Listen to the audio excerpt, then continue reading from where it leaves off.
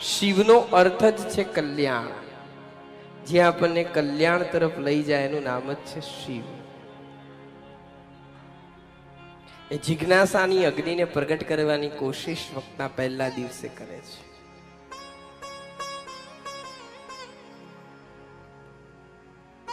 કારણ કે પ્રારંભની અંદર જ્યારે કોઈ પણ શિષ્ય પોતાના ગુરુની પાસે જાય છે ને, પહેલી મુલાકાત જ્યારે ગુરુ સાથે શિષ્યની હોય છે, તે મુલાકાત કેવી હોય છે?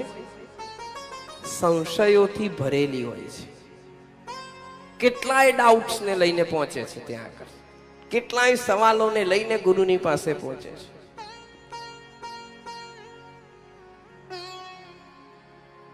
એને ઉત્તર જોઈએ છે, એને એના સવાલોનું સમાધાન જોઈએ છે.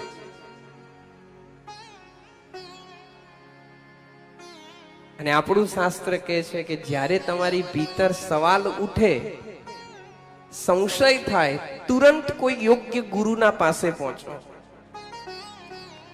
યોગ્ય ગુરુની પાસે જઈ એના ચરણમાં બેસી અને એ સંશયનું સમાધાન મેળવો. નહીતર કૃષ્ણએ કહ્યું છે, સંશય આત્મા વિનશ્યતિ.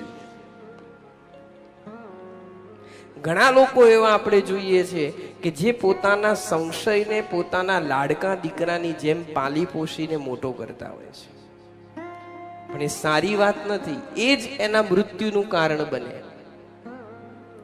માટે સંશય જેવો થાય એટલે તુરંત શું કરવાનું છે? કોઈ અધિકારી યોગ્ય ગુરુના ચરણમાં જઈ પ્રાર્થના પૂર્વક એનું સમાધાન મેળવવાનું છે. જ્યારે પણ આપણી ભીતર કોઈ પણ પ્રશ્ન ઉઠે અને આપણને એમ લાગે કે નહીં, સામેનો વ્યક્તિ આપણા સંશયનું સમાધાન કરી શકે એવો છે, તો કદાપી એ સંશયને અંદર સંઘરીને નહીં રાખો, એના ચરણમાં બેસી એનું સમાધાન મેળવી લે. પણ આ બધું ક્યારે બને?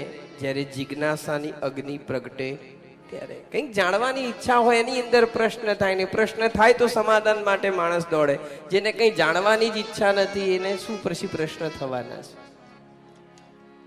જિજ્ઞાસાની અગ્નિ પ્રગટ હોય એને આ બધું સંભવ છે.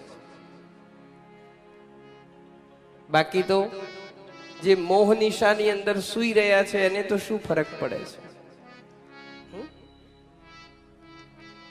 મોહ નિશાની અંદર સૂતા માણસને કઈ ફરક ના પડે.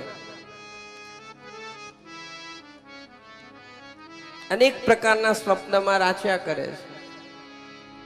જ્યારે આ ભગવાનની કથા શું કરવા આવી છે? તમને ને મને જગાડવા માટે આવી છે કે હવે બહુ સૂતા રહ્યા મોહ નિશાની અંદર, હવે જાગો.